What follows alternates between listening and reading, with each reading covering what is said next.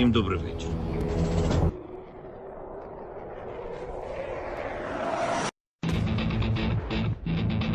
On behalf of the brave, on behalf of every father and every mother, wings for freedom. On behalf of our warriors, and paves the way for a new history.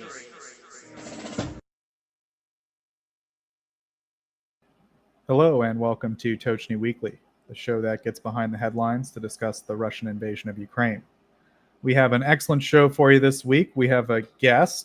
We're always excited to bring you guys different perspectives from very smart and talented individuals who are particularly noteworthy. And so we're very excited today to have a special guest. If you could, though, please do hit the like and subscribe button. It really helps us out, helps spread the word. And we just want to get good information out to people about Ukraine as accurately and efficiently as possible. So you guys really help us out with that. We appreciate it. You can also check us out on Twitter and Blue Sky. We post some social media updates there. But of course, you can check our website, Tochnyi.info. That's where we publish articles. We have interactive maps. We got all kinds of cool stuff on the website. So head on over to Tochnyi.info if you have any really in-depth questions that you want answered. If you guys have any questions in the chat, either during the interview or during any of our segments, feel free to type them in the chat. Towards the end of the broadcast, we'll do our best to answer any questions. So without any further delay, I will go ahead and present the news. These are the main headlines as of September 21st, 2025. On the night of September 20th, Ukrainian forces carried out strikes on two major oil facilities in Russia, the Saratov and Novokubishevsk refineries. Both sites experienced fires as a result of the attacks, with images and videos of the incidents shared widely across Telegram channels. The Saratov refinery has now been hit for the sixth time. Analysts from Cyberbaroshna reported that the latest strike focused on an elevated platform within the refinery grounds that is crucial for loading and unloading petroleum products. This type of platform is designed to allow safe and efficient transfer of fuel to rail and road tankers. The Saratov facility is one of Russia's largest refining operations, producing gasoline, diesel, fuel oil, bitumen, vacuum gas oil, and sulfur. Owned by Rosneft, it processed around 5.8 million tons of oil in 2024, representing roughly 2.2% of the nation's total refining capacity. At the Novokubishevsk refinery in the Samara region, reports indicate that the ELOU AVT-11 unit was likely struck. This is the third attack on the site this year, following similar incidents in March and August. The targeted unit handles the initial stages of oil processing, including electric dehydration, desalinization, and atmospheric vacuum distillation. The refinery, also owned by Rosneft, is among the 10 largest refineries in Russia, with an annual processing capacity of 8.8 million tons, or about 176,000 barrels of oil per day. Ukraine's main intelligence directorate and special operations forces executed a series of highly complex operations aimed at disrupting railway traffic on the Orel-Kursk and St. Petersburg-Pskov routes. According to intelligence services, 2 Russian security personnel lost their lives and another sustained severe injuries, resulting in the loss of his legs during the action. The previous day, Russian railway workers discovered unidentified mines on a section of track. An engineering team from the Russian National Guard was dispatched to the site, but during their failed attempt to clear the explosives, a blast occurred, resulting in fatalities and serious injuries. By 10 p.m. on September 13th, federal rail service on the affected route was halted, causing delays for more than 15 trains in both directions. The incident was acknowledged by regional leaders, and local residents shared videos showing a fire at the scene. Another strike took place early on September 14th, targeting the St. Petersburg-Pskov Railway. This caused a locomotive to derail and destroyed 15 fuel tanks along with their contents. Sources within the main intelligence directorate stated that these operations were conducted in cooperation with other Ukrainian defense units. They stressed that the targeted railway lines are crucial for supplying Russian forces operating in the Kharkiv and Sumy regions, and that the resulting damage will significantly disrupt logistics and reduce the enemy's capacity for offensive actions. Ukraine also reported an explosion in Russia's Oriol region that claimed the lives of Russian Guard soldiers, and another act of sabotage in occupied territories which claimed the lives of 19 Russian officers.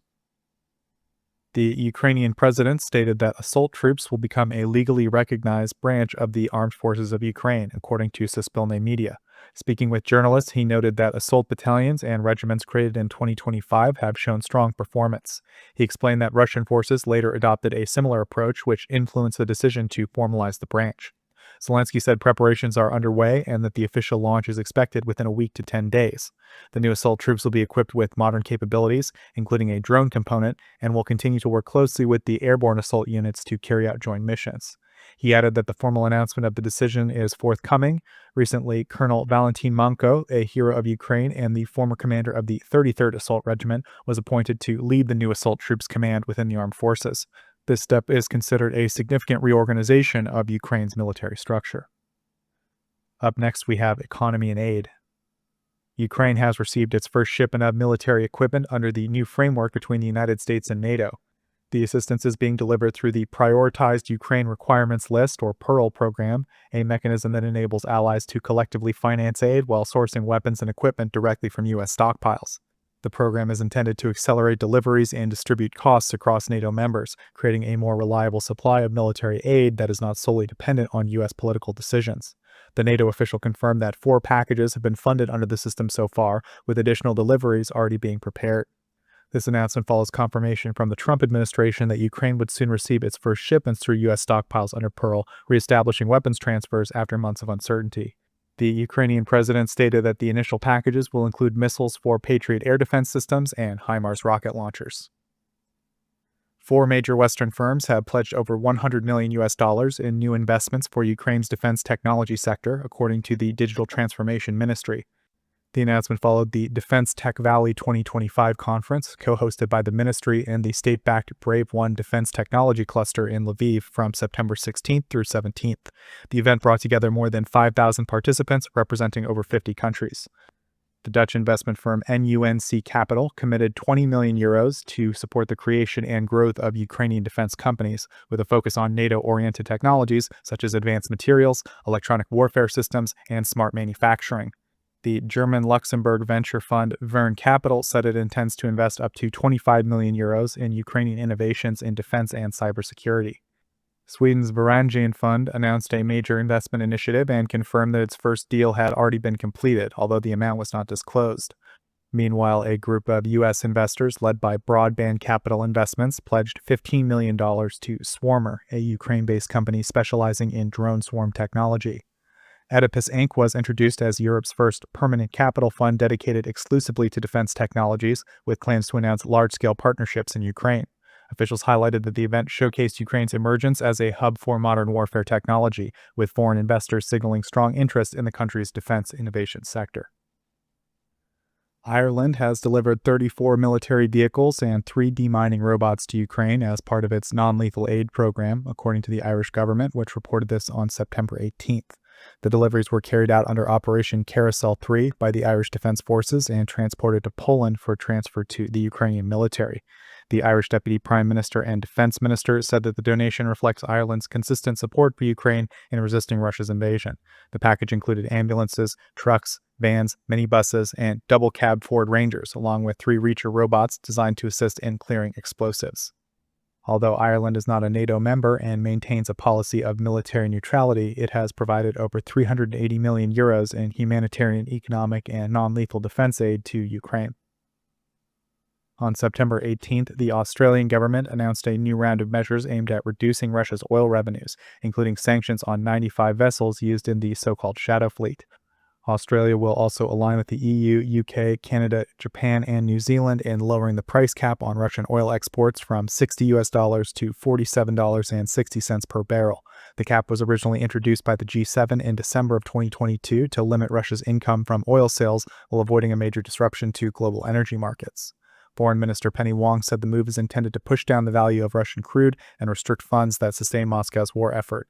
She emphasized that Australia would continue to coordinate with partners to block Russia's revenue streams. With these current actions, Australia has imposed 1,600 sanctions in response to Russia's full-scale invasion of Ukraine and has designated more than 150 vessels linked to the Shadow Fleet. Up next, we have international relations.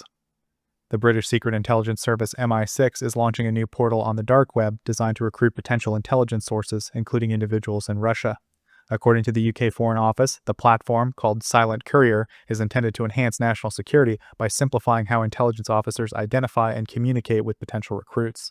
The initiative is aimed at attracting individuals worldwide. Outgoing MI6 Chief Roger Moore is expected to formally announce the portal's creation during a speech in Istanbul on Friday. Moore will later hand over leadership of the agency to Blaise Matreweli, who will become MI6's first female chief in its 116-year history. UK Foreign Secretary Yvette Cooper said that global threats have grown more complex and Britain must stay ahead of its adversaries. She emphasized that intelligence agencies play a crucial role in safeguarding the country and that the new technology will help MI6 expand recruitment efforts internationally. Beginning on Friday, individuals with confidential information about hostile intelligence activities or related security concern will be able to use the portal to securely contact the UK. Instructions for accessing the platform will be shared on MI6's verified YouTube channel, with guidance advising users to employ trusted VPNs and devices unconnected to their personal identity. The General Conference of the International Atomic Energy Agency has adopted a resolution titled Nuclear Safety, Physical Protection, and Safeguards in Ukraine, demanding that Russia immediately withdraw from the Zaporizhzhia nuclear power plant. Despite this call, Moscow has made it clear it has no such plans to relinquish control. In September of 2025, the IAEA reported that Russian forces had breached nearly every principle of nuclear safety at the occupied facility. The head of the Center for Occupation Studies stated that Russia intends to use the plant to power a secret military installation at the Azovstal site in Mariupol. The Zaporizhzhia nuclear power plant has been under Russian control since March 4th of 2022, and repeated IAEA resolutions calling for its return have gone unfulfilled. The UN Secretary General Antonio Guterres previously urged the creation of a demilitarized zone around the plant, but Russia's UN representative immediately rejected the idea. Ukrainian officials argued that restoring Ukrainian control over the oblast is the only way to prevent a potential disaster at Europe's largest nuclear facility. The new resolution explicitly calls for the removal of all unauthorized military and other personnel from the Zaporizhzhia nuclear power plant and confirms that the plant and all nuclear facilities in Ukraine must operate under the authority of Ukraine's government. It also reaffirms the IAEA mission's mandate to continue its work at the site despite repeated Russian attempts to obstruct its activities. Legal experts note that Russia's occupation of the facility violates multiple international agreements, including the UN Charter, which prohibits actions that threaten nuclear safety and regional stability, as well as the Hague and Geneva Conventions, which forbid attacks on facilities that could cause catastrophic harm to civilians. And last item this week, Estonia summoned Russia's charge d'affaires on September 19th after 3 Russian MiG-31 fighter jets crossed into Estonian airspace for 12 minutes, according to the country's foreign ministry. The aircraft entered over the Gulf of Finland without permission before leaving Estonian territory. The Estonian Defense Forces also confirmed the breach. The foreign minister called the incident unprecedented, noting that Russia has violated Estonia's airspace 4 times this year, but this was the first time that 3 fighter jets entered simultaneously. The foreign ministry issued a formal protest note to Moscow. The prime minister later announced that Estonia was invoking NATO's Article 4, requesting consultations with allies over the perceived security threat. The Russian Defense Ministry denied the violation took place. A NATO spokesperson wrote that alliance forces immediately intercepted the aircraft, called the incident reckless and an example of NATO's readiness to respond. The European Commission president condemned the action and called for swift approval of the EU's 19th sanctions package, which proposes a total ban on Russian liquefied natural gas imports. The EU foreign policy chief described the violation as an extremely dangerous provocation and emphasized that it was the 3rd breach of EU airspace in recent days. She said the EU stands fully with Estonia and will continue supporting member states in strengthening defenses. The Ukrainian foreign minister called the incursion a direct threat to transatlantic security and urged that Russia face severe political and economic consequences for the violation. The president of Ukraine linked the incident to what he described as a systematic Russian campaign targeting Europe, NATO, and the West, saying that strong collective and national measures are needed. U.S. President Donald Trump refrained from issuing a formal condemnation, telling reporters he was awaiting a security briefing, but acknowledged that the situation could lead to, quote, big trouble. On the same day, Poland's border guard reported that 2 Russian fighter jets violated the security zone around the Petro-Baltic oil and gas platform in the Polish exclusive economic zone of the Baltic Sea, flying at low altitude over the installation. Poland's military and other relevant government authorities were alerted. And that's it for the main headlines this week. We will now move to the next segment. Yeah, the next segment, that will be me. Hello, guys. As always, I would now present this week's most important news from Germany for Ukraine. However, I don't have a lot to talk about. Just one quick information. You probably remember that a few weeks ago, the German government pledged to deliver another 2 Patriot fire units to Ukraine, of which so far already 4 launchers have been officially delivered, or the German government more specifically acknowledged the delivery of 4 launchers. I know that there has been additional deliveries being carried out already. I just want to say that originally it was announced that the German government is covering the costs for the delivery completely alone, since it's deliveries from their own army stocks. So far, according to research done by me, I've also written an article, which you can see on the page right now, on my website and published on my website. You can check it out if you want to. Research shows that the German government is not anymore financing these completely alone. In fact, other countries, and I will name them very briefly, will mostly fund the deliveries and the repurchase in the US for the Bundeswehr. And Norway is going to finance 50%, so one of the 2 fire units completely alone. Then we have an undisclosed contribution from Denmark, which was made public by the German government or by the German Ministry of Defense on the WhatsApp channel, very, very briefly, without any details. And the Danish MOD also didn't want to give me any details. Basically just saying, also mentioned that in the article, basically just saying that they are basically doing everything they can to protect the Ukrainian skies and cities. And last but not least, very nice to see from my perspective was that Lithuania, little Lithuania, will actually provide Germany with 30 million euros next year as a compensation for this delivery. And given what I've seen online from my research, that's about 15% of what they are trying to give over the whole year 2025. So that's not a small amount, at least not for Lithuania. And that's all I wanted to talk about. Just basically to give credit where credit is due, especially since the German government keeps mostly quiet about this. Look at that. Everybody pitching in. Isn't that nice? Yeah, honestly, not very nice. I mean, I know to a certain extent the German government is, of course, using these funds to further procure and deliver to Ukraine, right? But the thing is, not completely, as, for example, some parts like the Lithuanian stuff, for example, or Norway, we don't know for sure how much of the hundreds of millions of euros Germany will get from this will actually be invested in new deliveries to Ukraine, because some of it, or maybe all of it, is being used to repurchase new fire units for the German Bundeswehr. So it's like Norway and Lithuania and Denmark are now giving Germany hundreds of millions of euros, which could have been invested in the Ukrainian defense instead of arming the Bundeswehr. I understand that the Bundeswehr would, of course, need to rebuy stuff they have given to Ukraine, but the original announcement from the German government and from the Norwegian government was Germany is going to finance 2 fire units for Ukraine, Norway is going to finance 1 fire unit for Ukraine. That makes 3 total. Now Germany is going to get the funds.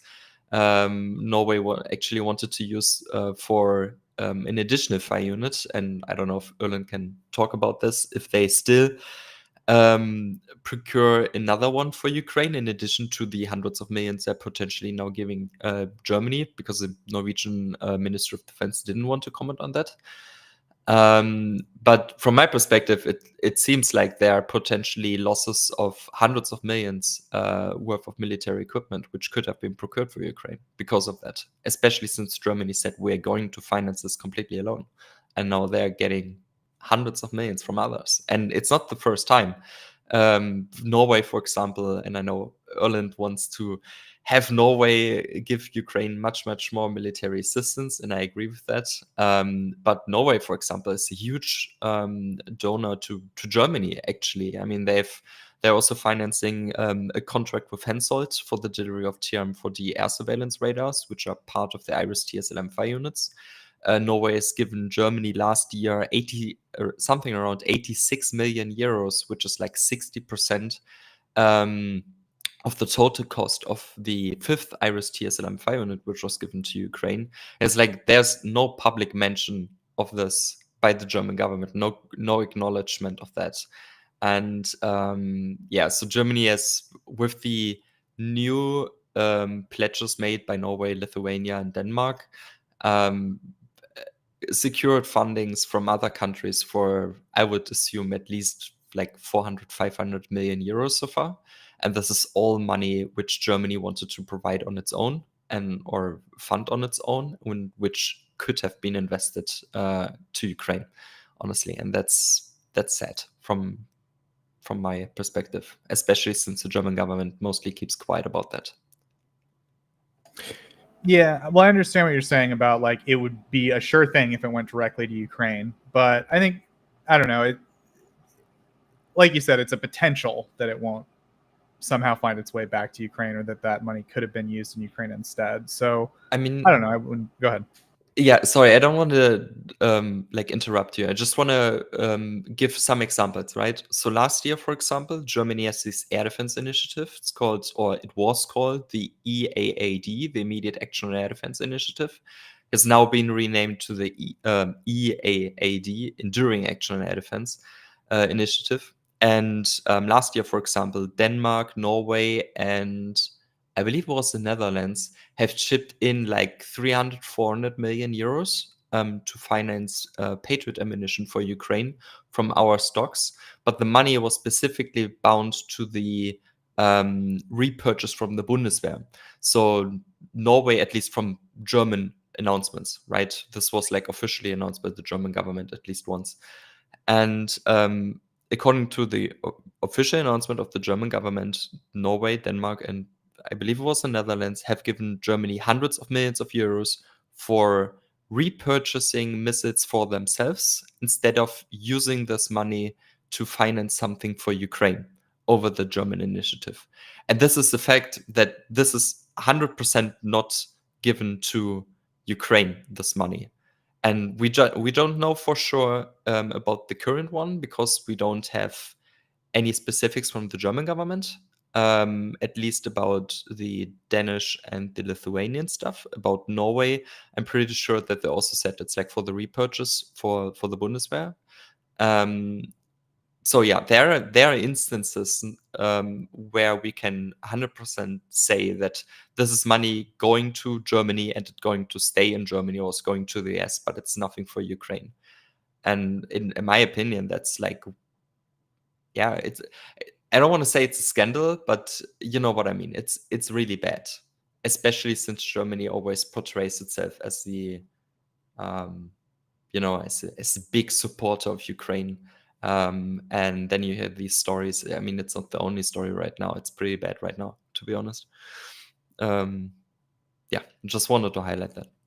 Yeah, I understand what you're saying. It's I would say a lot of countries have done some things where, for example, in the US, right, we claim to have given X amount of aid to Ukraine, but like a lot of it was just, spent in the US for US jobs and stuff. So I think a lot of countries do a little bit of creative bookkeeping like that. But I think you're right that you're making a fair point that like that money could have just gone directly to Ukraine, and that probably would be better. So I guess Erlend, stop giving Germany money and give it to Ukraine instead. Yeah, and I just wanted to bring a small perspective on this from my side. The thing is, I think one of the reasonings for why we are funding things through Germany is that the Norwegian government tends to try to be very thorough when it comes to foreign aid, and they don't want to mismanage funds. And the Norwegian aid to Ukraine is so substantial now that it is stressing the current staff in the MOD, the defense attaches in Kyiv are they've expanded the staffing there. I think they doubled the number this year, and we have one of the largest defense attaché staffs in Ukraine at the embassy there. And I know that they're just strained on time. They don't have the time to follow up on a lot of the initiatives they're doing, and not the manpower. So the thing is, maybe they see that this is the most effective way to get the money that they have on the budget for this year into Ukraine and get stuff out of it. Germany is a country with a lot more government apparatus than Norway. We have 5 million citizens. Germany has 80 million, and we're providing more or almost the exact same amount of aid to Ukraine. And that is a strain on the governance part of things in Norway. That is, of course, not how it should be. The reason for this is bad prioritization the last few years. We should have hired a bunch of people that are working in Kyiv and in Norway to fund and to set up possible new projects in Ukraine, and that hasn't been well enough prioritized. I think that may be one of the reasons for why this is happening. I'm happy that the money goes to Ukraine somehow anyways, but I agree with my friend Gao. This is not necessarily the best way the money is spent. It relieves Germany of a lot of pressure that I think possibly is a little bit negative for Ukraine in the long term. Hopefully that is going to be fixed for next year. And when it comes to the second Patriot fire unit that Norway may participate in funding, I don't know, but I wouldn't exclude it. But you're probably not going to get any answers from the MOD here. Yeah, they didn't want to give any information on that. It's just, sad from my point. I mean, I understand it's like Norway doesn't have Patriot fire units it can deliver on its own to Ukraine, right? So they have to find a place where can they purchase them for Ukraine. And I understand that besides Germany, nobody was willing to hand over any equipment now to Ukraine. So they probably have no source of financing a new one in a reasonable amount of time. I mean, they can always contract ones, but it doesn't really help Ukraine now if they're going to get new fire units in, I don't know, 2029 or something, right? But they could have, in my opinion, used that money for a different purpose to help Ukraine. I mean, there is enough stuff. For example, let's say they are going to finance, we don't know the details, but let's say they're going to finance the repurchase of one fire unit and let's say 20-30 missiles or something. I mean, that's easy, like 400 million euros or something, or maybe 500, depending on what missiles, right? You could easily finance a pearl package, for example, with that money, with the 500 million. That's like half a month worth, or half a month's worth of Ukrainian needs, because they want 2 packages per month.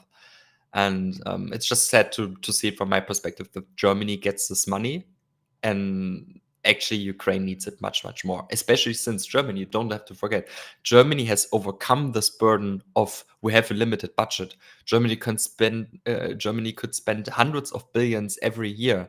Now, in theory, at least with the budget rules we have right now, we have an exemption from the debt brake, especially for this case, both Ukraine assistance and for the defense. But yeah. Okay, yeah, I think that's a good summation. I think Erlend made the best point. I was going to say it's just sort of like a simple coordination issue among allies, but I think Erlend's more correct that basically these governments need more people in Ukraine who are willing to figure out what programs actually need funding and document all of that, and then they can send those reports back to the government so the governments feel safe, like sending that money directly to Ukraine. That seems like a good place to put that solution. So hopefully they'll do that. And now we're going to zoom over to discuss the Russian economy with our good friend Stanimir Dobrev. So Stanimir, over to you. Hey, so the big story this week is going to be again the gasoline shortage. Now, for those who don't know some prehistory and why the Russian government is thinking this will fix it, in 2023, they had a gasoline shortage again, and they had an overall diesel shortage as well. That was because then they reduced the subsidy that is paid to Russian refineries for fuel they release to the network, to the internal domestic logistics chain.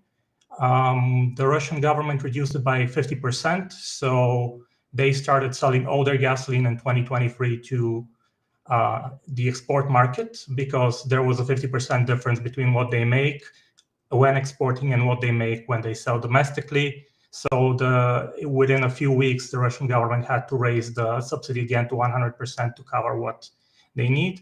What they've done now this time is that the Russian government has initiated a process by which there is a difference between the price they can earn outside of Russia and the difference between the price they can earn within Russia. And now they've increased that difference to the point where it's not just 10 or 50%. Now it's going to be 20 and 30% for gasoline and diesel. They're hoping this will end the problems, but the problem isn't they're exporting. They're not exporting anything. The problem is that there's just physically not enough gasoline within Russia to handle all the demand. And we've seen it explode to, earlier we made a video and we said it's 33 regions. By my count from yesterday, it's 35 regions have had some sort of storage shortages. Within Moscow, for example, it's along highways and specific places along the ring roads where there are independent gas chains. They have had intermittent shortages, so no A95 gasoline on them. But it's also been within the Far East, and it's also been in southern and central Russia. So for some people, this has been a thing that has happened for a month. This is a case from Nizhny Novgorod Oblast, which is relatively close to Moscow. They have a district which hasn't had gasoline in a month. It's a small district, but still it's a big problem. There's also cases where the gasoline actually went up in price 50% within a single week. So if the price for gasoline was 59 rubles, now it's 88 rubles at the same gas station. That's, again, there's not enough supply, there's not enough being sold. And for example, in the occupied territories, in Crimea, you have rationing with coupons. Within the occupied Donbass, you have prices going up to 100 rubles per liter, up from previously being close to 60. And on the black market, it's gotten to 200 rubles per liter. The other thing that we saw this week was that the wholesale sales on the St. Petersburg Commodities Exchange for gasoline are down 25% compared to July. In August and September, they've been going down substantially, and now they're the lowest they have been since 2023, and we had that issue with all companies not selling their gasoline on the domestic market because there's not enough incentive for them. Right now, there's just not enough volume. Also, what we learned is that some of the refineries which were hit were still offering lots of gasoline on this wholesale exchange to independent gas stations when they physically couldn't fulfill these contracts. So what did that mean? That either the refinery is no longer being able to refine gasoline, so it's not going to make a delivery within 10 days for that particular lot of gasoline that was purchased on auction, or its entire stocks have been destroyed in a fire and it can't actually sell anything, or both. And I think that initially led to most people assuming that the refining damage was down to 13% initially, when it could have been much higher because the refineries were actually acting as if they could still sell their full amounts of gasoline on the exchanges, even though they were not physically possible. They were basically selling hot air for the last week of August, and that has impacted deliveries down the line and has made things even worse for Russia's independent gas stations, which are not vertically integrated like the gas stations of Rosneft, the gas stations of Gazprom. And in Russia, I used to say that it's 40% are independent gas stations, but that is true only for certain regions, like Tatarstan, which has 60% of the gas stations are owned by the major refining companies. In Russia as a whole, 2/3 of the gas stations are independent ones. But it's not just that. The recent shortage that I saw from, and I added on my map that I cover, from Dagestan, it was actually Lukoil gas stations which had no A92 gasoline. And that's also important for Russia because while most of the Ladas that are made are A95, the new Chinese cars that they're importing are A92. So that is also a problem for them. And to try to cover this, the Russian Gazprom Neft company has actually canceled its maintenance of its Omsk refinery, which is Russia's largest refinery, and it's going to use it to ship gasoline east to the Russian Far East. The Russian Far East as a whole generally has a deficit of gasoline of around 2 million tons, but it's usually supplied by a refinery in Irkutsk. However, this year, even Irkutsk is reporting issues with gasoline, as well as the entirety of Russia's Far East. Although I haven't marked on the map that you're being shown, I haven't marked everything because I haven't found recent stories from these regions, but according to Izvestia, the entire region has gasoline shortages. So that's one of the ways to fix things. But the problem is if the Omsk refinery isn't shipping west and it's shipping east, what happens to parts in the west like Stavropol and Krasnodar, where locals are complaining that half the gas stations are not operational because they don't have gasoline to sell? And again, the Russian response to that has been the governor stonewalling and saying, we have enough gasoline to cover our needs.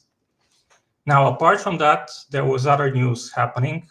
The Russian Central Bank released its business climate index for September, and it's again another decline compared to August. It's been declining steadily.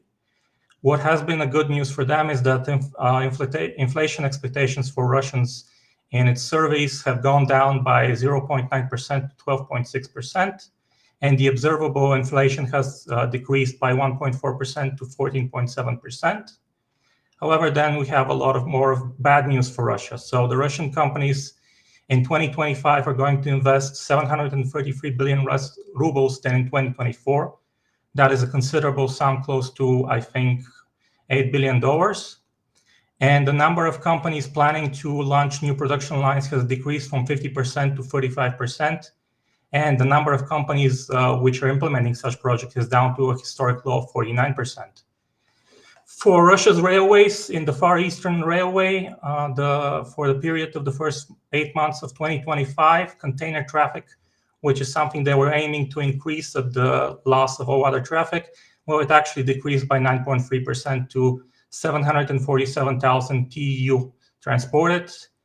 And the number of loaded containers, because some are being driven back empty, they decreased by 10.6% to 681,000 TEUs. We also have news for the bankruptcies rates in Russia for personal bankruptcies. If they keep growing at the rate they've been growing, and this is a new thing for Russia that was introduced a few years ago, but if they continue to grow at the same rates, by 2029, 1.8 million Russians will be declaring bankruptcy each year, which is a significant number for the country, which has an official population of 146 million. So it's a considerable amount of the people who are part of the labor force, which is at around 76 million. We also had a survey by Yandex, according to which 22% of Russians can't repay their credit debt. And for 18.5% of those surveyed, half of their income or more is used to service their debts. Next, we have big news from AvtoVAZ, the producer of Lada, or the biggest car producer in Russia, and it's going to decrease its car production for 2025 by 40%. So if in 2024 it built over 500,000 cars, for 2025 the plans are for only 300,000 cars. It has started cutting work weeks to 4 days work week, but that's not going to be enough to reduce their production by this much. Also, what is going to happen from November 1st is the new recycling fees. Again, this is something for imported vehicles and cars. This is something that AvtoVAZ actually lobbies for the Russian government to increase every year. And the increase is going to be based this year not just on the size of the engine in terms of liters, but also on the horsepower of the engine. And this has changed things for electric cars specifically, which are now maybe around 2 million rubles more expensive in price than they were before November 1st. The last major news for this week is that Russia is behind on the rate of planned replacement of elevators and buildings. This is something the Russian government does for a lot of apartment buildings and for all public buildings. So for the first 8 months of 2025, they replaced only 9,300 elevators, which is 19% less than 2024. And it's a lot lower than the target of 40,000 a year they need to replace because otherwise they'll be obsolete because they've been in operation without replacement by over 25 years. So Russia once failed this last year, and what they did was they extended the life of these elevators by another 5 years, even though they were technically unsound. So if you're in Russia, don't take the elevators. I suggest using the stairs. When it comes to banking, the biggest news this week was that VTB issued additional stocks. So it managed to raise 84.7 billion rubles at the price of 67 rubles per stock. And it issued 1.264 billion stocks, shares. And the Russian state now controls just 50% plus one share of the bank. So it retains nominal control fully of the bank, but the bank had to raise capital because it keeps getting picked by the Russian central bank as the worst bank when it comes to capital adequacy ratios out of the major Russian banks. When it comes to commodities, the Russian Ministry of Finance this week rejected a request by the Russian steelmakers industry. So what they were asking was for the export duty of 2.7% on average sales per month. So they're calculating 2.7% of the average price per month of steel that's being exported. So they wanted that to be applicable only to a certain ruble value of steel. Right now, that is set at 30,000 rubles, which was set in 2021. And since then, the ruble has weakened substantially. There's been a lot of inflation. So Russian steelmakers are saying that what it costs for them to produce the steel is actually 32,000 rubles. So they want the cutoff point to be raised significantly higher, because right now there is no way for them to not pay the export duty, which is initially envisioned to only be paid after a certain level of profits are earned from the steel. But the Russian Ministry of Finance isn't supporting this. So probably Russian steelmakers are going to continue to have problems and bankruptcies. When it comes to grain, the Russian Ministry of Agriculture expects that in 2025, they're going to harvest 84 million tons of wheat, and so far 114 million tons of grain overall have been collected. The wheat harvest in the south that we talked with the problem with the weather, according to them, is going to be offset by the Volga regions and the central Russia regions. I want to see solid numbers from Rostat before I believe them, however, because they tend to have statements that haven't turned out to be true, like with the apples last week we discussed. When it comes to oil, in terms of commodities, the Russian company that manages its oil pipe networks, pipelines, it's Transneft, and it's been denying rumors that it will have to limit the amount of oil it transports from oil producers. For me, this is one of the cases when you shouldn't believe them until they start denying it, because that's a rumor that's been going around for a while. Given that the damage that the networks have sustained, they might really have problems shipping as much oil via the pipelines. And when it comes to Russian exports of petroleum products for the first 15 days of September, they decreased by 18% compared to September 2024, and by 16% compared to the first half of July 2025, to down to 3.3 million tons. And in this case, this is entirely due to Ukrainian attacks, imposing attacks on them and preventing them from shipping as much oil and oil products as they want. On the construction market, the Russian troubled real estate developer Samolet has sold one of its projects to the developer Brusnica for an estimated 3.5 to 6 billion rubles. This is especially important for them because for the first half of 2025, they released their financials, and their profit for the first half of 2025 is just 1.8 billion rubles. This is with a revenue of 171 billion rubles, and this is due to heavy debt costs for the money they take out on loans to start projects to build apartment buildings. So basically, they have a profitability of a bit over 1%. The other big Russian developer is doing a bit better. That's PIK. It had only a 22% reduction in profit for the first half of 2025 to 42 billion rubles. That is out of a revenue of 328 billion rubles. So they're doing better, but they're also seeing their profit decline. When it comes to interesting data points from this week, I saw that for the first 8 months of 2025, Russian imports of cars from Korea rose by 50% to $618 million, and the biggest share were 1.5 to 3 liter gasoline engines, which accounted for almost $450 million. Now, as far as I'm aware, there is a limit on what can be sold from Korea to Russia. So it's something like the cutoff point is at 1.8 or 2 liters. So they're basically buying, even though it says up to 3 liters, they're buying 1.5 to 1.8 or 1.5 to 2 liter engines in terms of cars from Korea, but they're increasing their imports. Another thing that's interesting is that the Russian Ministry of Labor will find part-time jobs for the workers, the companies like AvtoVAZ that have switched to a 4-day work week or a 3-day work week.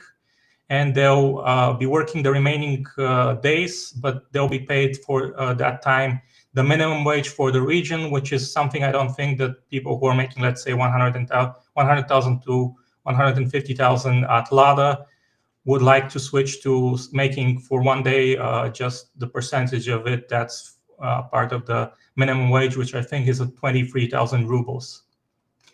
Also, the Chinese car maker Chery is denying that it's going to exit the Russian market.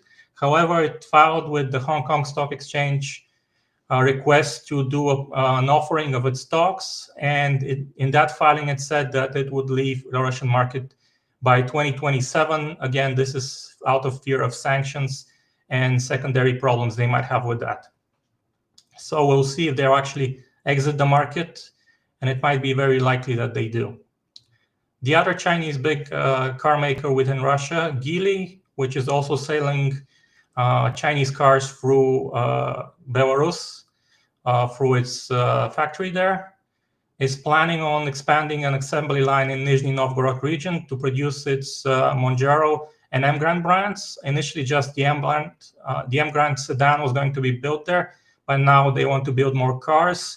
This is technically the old Volkswagen plant in Nizhny Novgorod, and that's where they're planning to restart the production of the new Volga brand of cars. So this is an interesting development for Russia, because so far only one other company from the Chinese car makers who was actually doing this within Russia. It was the Haval brand, which has an assembly plant within Russia, and it actually counts as semi-domestic cars.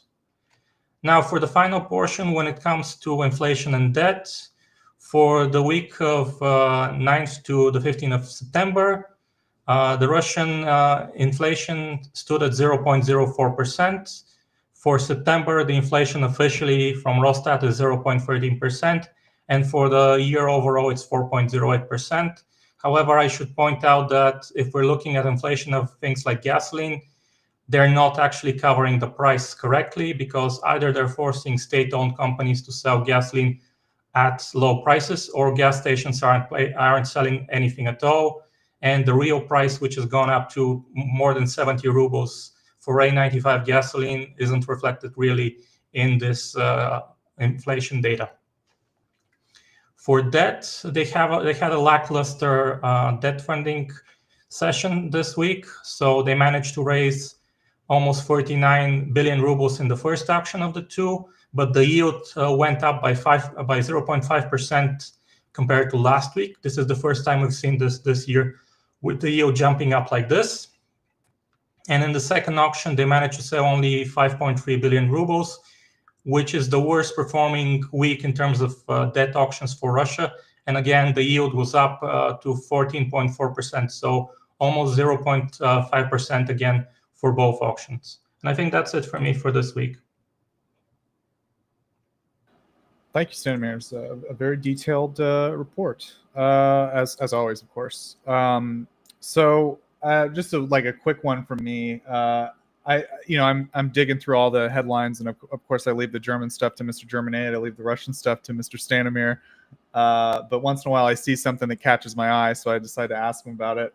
The one I saw this week was in Russia. One of the key the head of one of the key companies that's used in the production of Shaheds shot himself. I don't know how to say that for YouTube. I'm sorry, YouTube. I don't know, Stanimir, was there any reporting about this? Was it considered a big deal in Russia or no? It's fairly big deal, but supposedly the guy was deeply depressed. I'm trying to say this with a straight face, but I think that's what I read. Yes. It doesn't look good, especially when he's that deeply connected to the production of Shaheds. I think Daniele will correct me if I'm wrong, but he's in charge of the company that produces the carbon fiber for the drones. Yeah, absolutely. He's the CEO of Umatex, which has been covered recently by our research and is actively responsible for the production of the carbon fiber required for the manufacturing of the Shahed 136 airframe. And also, I mean, has been a key role in the expansion of the factory. Yeah, so just a little piece of Russian news before we go ahead and turn it over to Erlend, who will introduce our guest. Over to you, Erlend. Yeah, thank you. And 1 second, I will bring in Greg. Welcome, Greg. It's a big pleasure to welcome you to our stream for the first time. Can you hear us? Yeah, sorry, I'm just putting my headphones in. Can you hear me now? Yes, we can hear you. Good, super. So, hi, everybody. Hi. Tonight, by the way, there is a little bit of feedback, so maybe if you can mute in between speaking. From me? Yep. Yeah, okay. I don't know why that's happening. Okay. Well, I'll try and get on with the introduction. So tonight we are joined by Air Marshal Greg Bagwell, former Deputy Commander of Operations of the Royal Air Force, now President of Air and Space Power Association, and a Distinguished Fellow at RUSI. Could you maybe give us a little bit of an introduction of yourself, your career, and why it's relevant to what is happening now?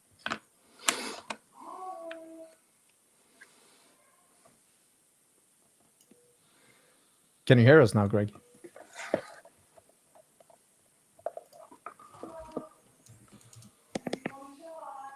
Okay. We'll try again. I guess we have some technical issues. Daniele, can you fill in for me in the meantime?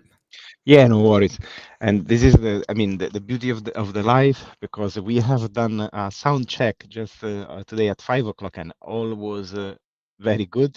But as always, we managed to have issues. So in the meantime that we wait for Greg to join back, if you want, we can share a little sneak peek of research that we have been. Oh, Greg is back. I don't know. Hi, Greg. Can you hear us? Hi, yeah, you went very quiet, so I had to go back in again. Hopefully that's all right now. No, now it's perfect. I think as we tested this afternoon, I think it's perfect. I bounce back to Erlend, so we can carry on. Thank you so much for being here.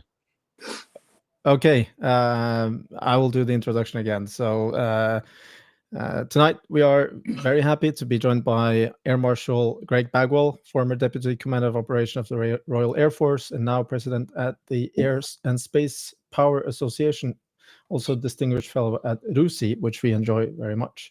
And I wondered if you can maybe talk quickly about your career and why it's relevant to what is happening now in Europe.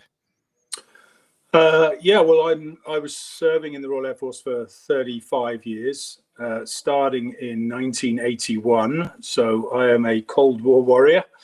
The formative years of my career were based in Germany, operating on the Tornado in the nuclear role and the strike role, facing off against the Warsaw Pact. So yeah, this is all very familiar to me. I left 10 years ago. I retired as a 3-star head of operations and done a number of roles within NATO.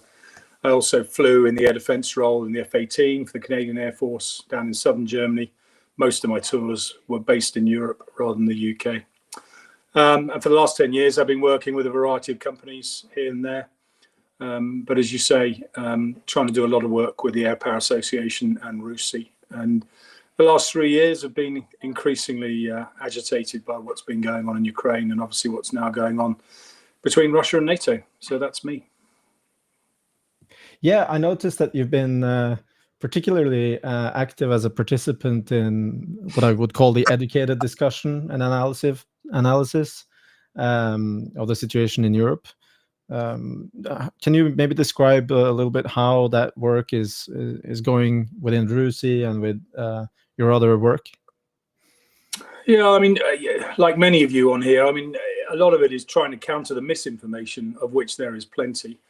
And therefore, I do think ex-military people or people who've got a high degree of knowledge, it's tempting to be quiet when you've retired and say nothing. But actually, I think there is a need for people like myself and others to speak up and try and put some truth behind what's going on. And I think when you've lived through, you know, I'm in my 60s now. When you've lived through the years of the Cold War, facing off against the Warsaw Pact, you know how this goes, and therefore I'm kind of used to the sort of face-off between those two sides. The current generations aren't used to that, and I think it's trying to get them to see how this conflict is, I'm calling it conflict for a good reason, is developing, and how therefore NATO now needs to think very differently than it has been able to for the last 15, 20 years, and almost reverse back to how we were thinking in the 80s, 90s. Now, things are very different now than then. I'm not suggesting we've completely gone back in time, but it is far more similar to that time than it is to the last 10, 20 years.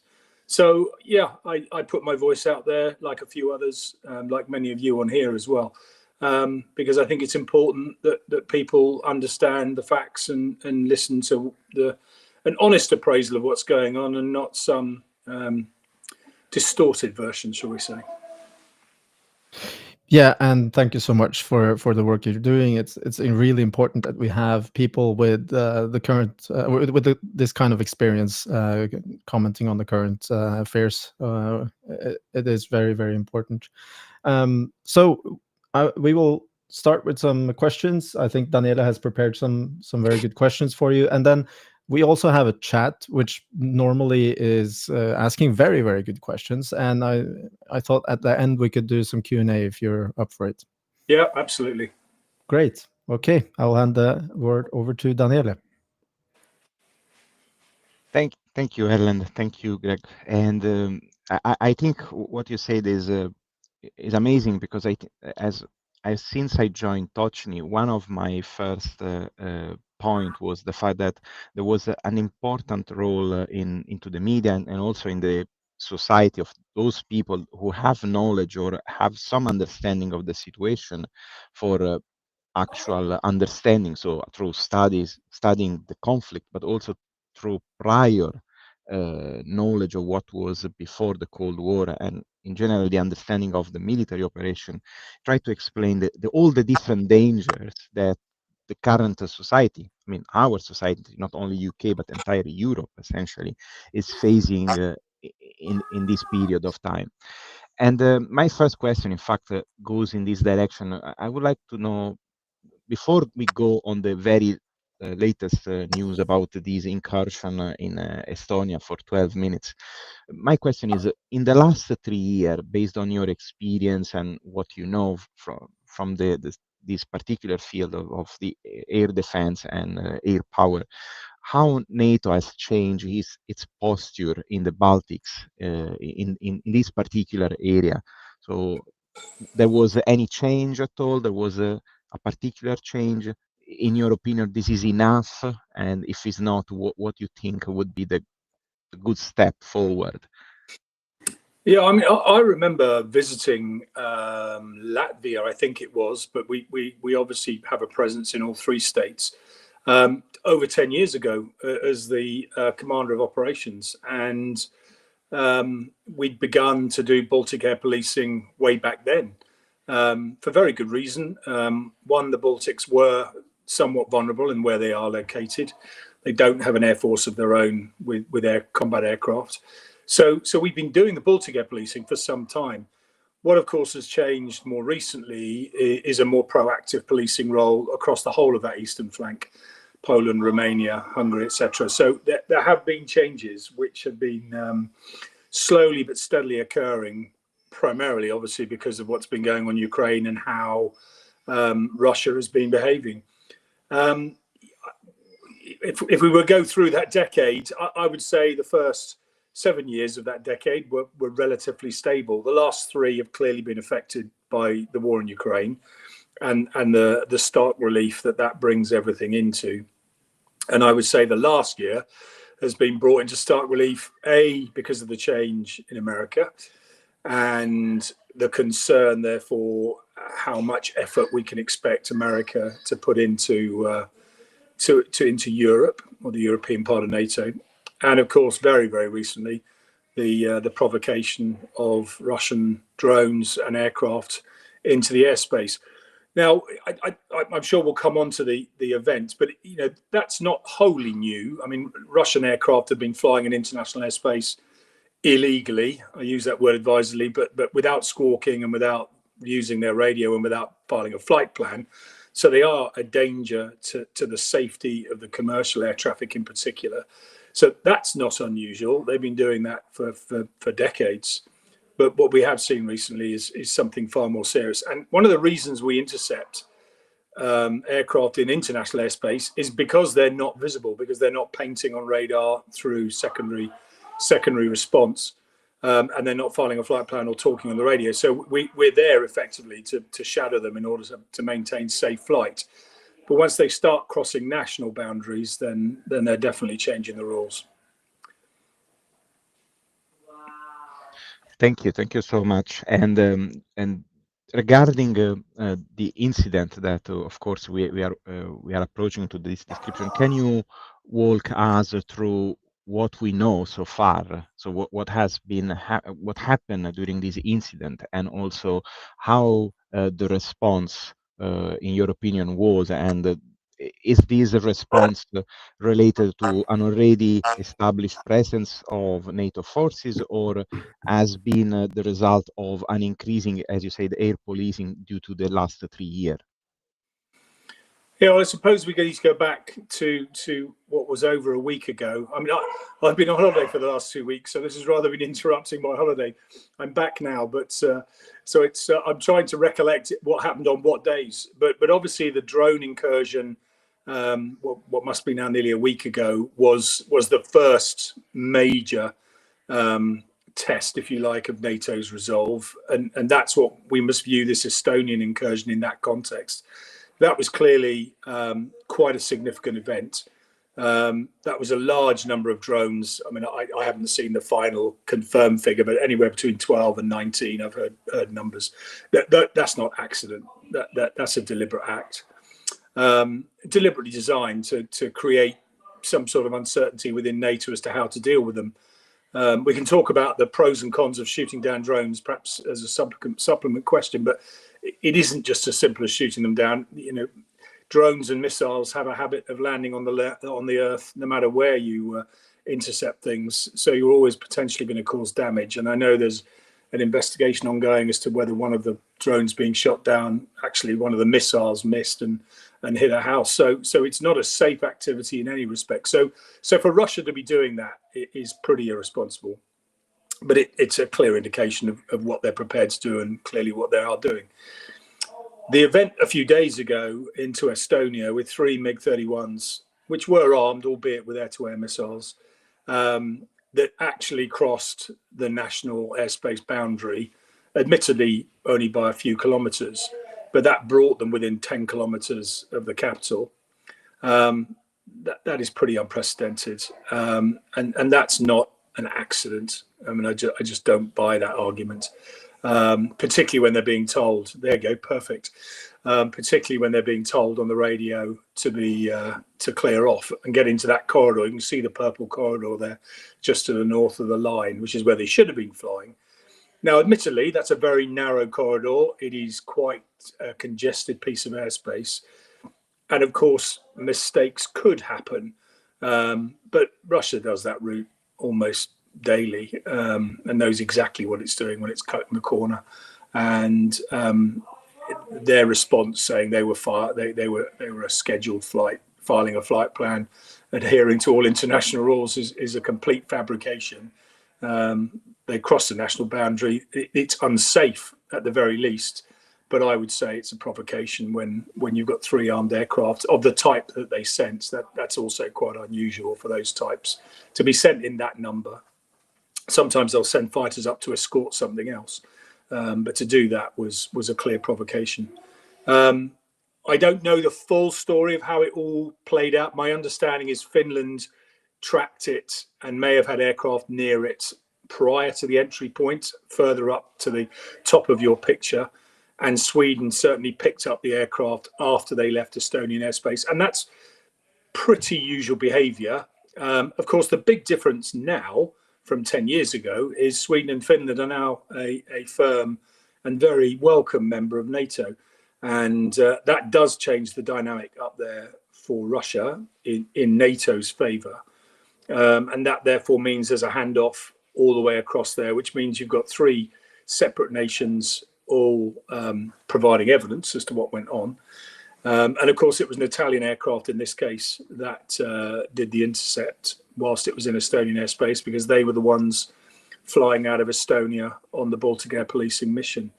So there are some trying to say that this is just, it's a minor transgression. Nobody should be making a fuss.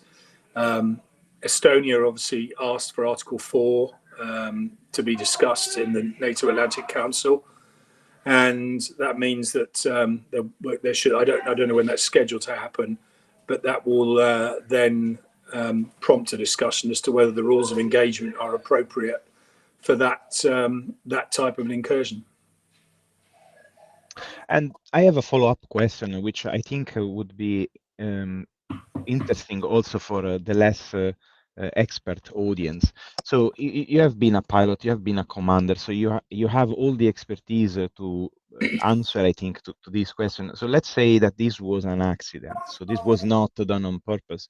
What the pilot would have been actively doing to demonstrate that this was not intentional, that was a mistake, for example? Because as you can see from the graphics, there was no flight plan, there was no transport, there is no way to even have a two-way communication with them. And of course, there was no also flight permit. So of course, this already tell us that something wrong is happening. But let's assume for a second that this was a mistake. So what would be done at that point? So it would not be abnormal for a Russian aircraft to come down that route within the purple corridor there without a flight plan, without squawking a transponder code, or without being on a radio frequency speaking to the normal air traffic controllers that they would speak to in that part of airspace. So that's not abnormal for Russia. It's not sensible behavior in international airspace. It's pretty cavalier, but that's Russia for you, and they've been doing it for a long time. The one difference here was where they flew, and that is the red line inside that national boundary, 12 miles off the coast. When those aircraft would have been coming down even prior to the point of entry there, the Italian aircraft would have been put on alert and may well have been launched in anticipation of them incurring in. And if Finland had passed the details, which they should have done, then the Italian F-35s would probably know exactly what they were dealing with and their rough direction of travel. So they would get airborne and seek to intercept them as early as possible inside that Estonian airspace. So a lot of people have been saying, oh, they flew for 12 minutes untracked, unintercepted. I don't know at what point the Italian aircraft actually physically joined them, but it would have been at some point down that route, probably within 3-4 minutes minimum, maybe even earlier. A Russian aircraft would then see those aircraft coming alongside and obviously would know that they were being intercepted. It was not unusual for Russian aircraft to ignore that. They would just carry on their merry way and as if nothing had happened. But at that point, an F-35 could make it quite clear that they were transgressing. And you do that by a number of ways. There are a number of international signals that you can use in the air with effectively maneuvering your aircraft. and if necessary, dropping flares, or even in a worst case scenario, you would fire your gun. Now, F-35, unfortunately, I think they were A's actually. So maybe they had a gun, and we used to put tracer rounds in our guns for QRA, because then the bullets can be seen by that aircraft. So you know that you are doing something wrong. Now, you would also transmit on the emergency frequencies, and those are internationally recognized: 243 on UHF and 121.5 on VHF, and you would transmit repeatedly aircraft approaching or encroaching Estonian airspace. You are to leave immediately.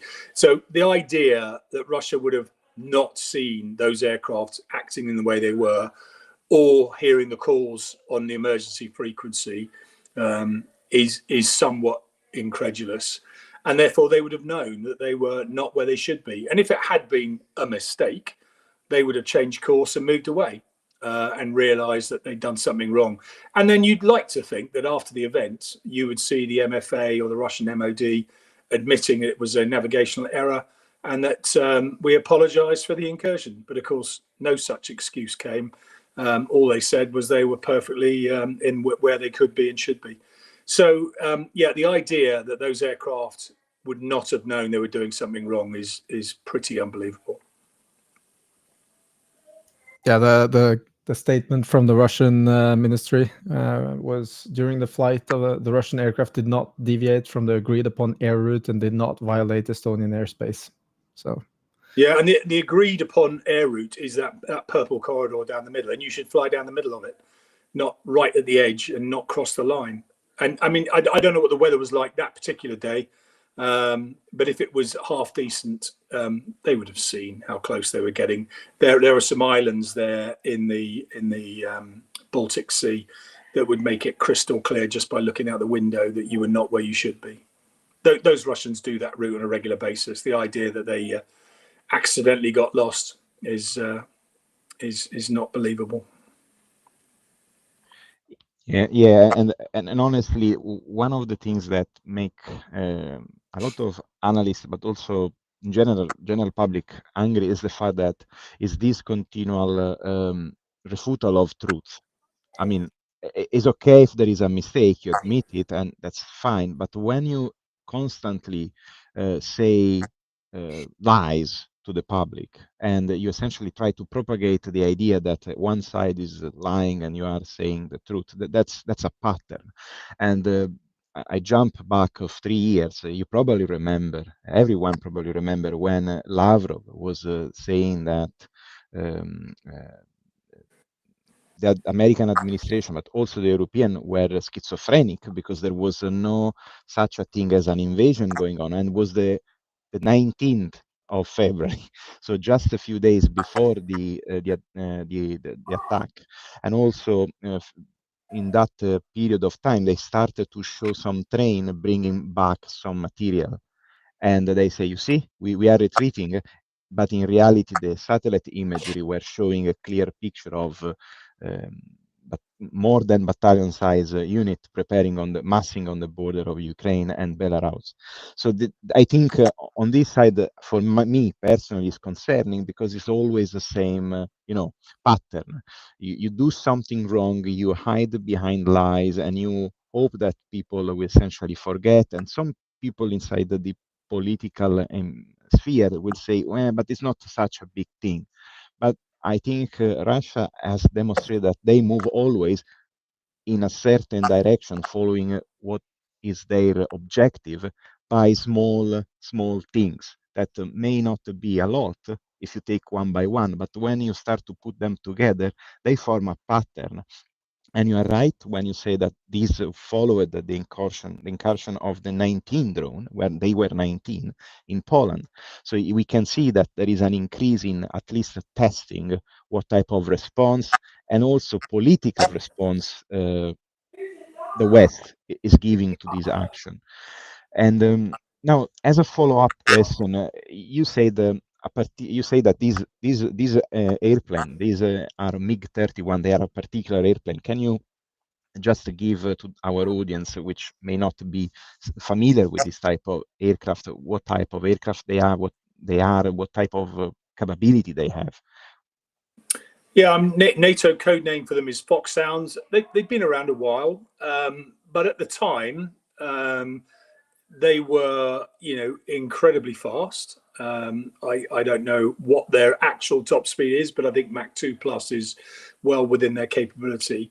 So they're fast, primarily interceptors. I think these were the variant that were the air-to-air interceptors, and they were carrying a number of air-to-air missiles.